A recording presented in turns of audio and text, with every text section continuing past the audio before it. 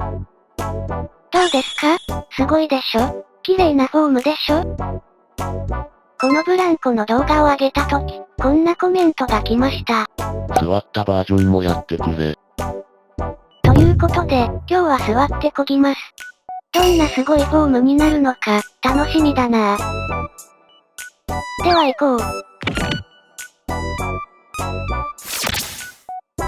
はい、これが練習開始時の様子です。前回うまくいったので、同じ条件で学習をさせようと思います。なので詳しい学習を知りたい方は、前回のブランコ動画を覗いてみてください。サクッと説明すると、私は、自分の体の状態と、ブランコの踏み台の状態から、その一瞬一瞬で、どんな行動をすればよいのか、学んでいきます。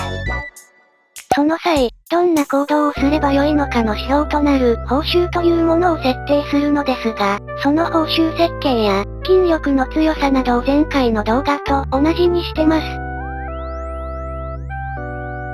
そういう感じで、しばらく学習していると、最初はこんな動きになってきました。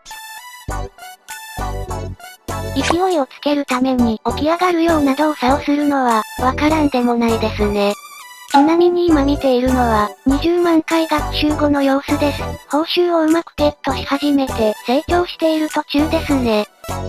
これが、この辺の報酬が収束し始めそうな時は、どんなすごい挙動になっているのでしょうか。見てみましょう。いきます。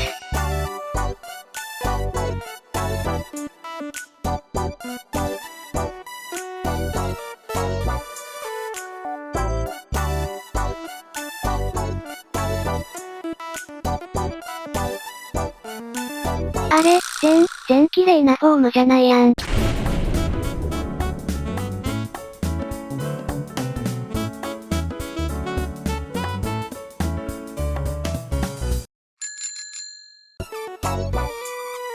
報酬設計や筋力を同じにしても、必ずしもうまくいくとは限りませんね。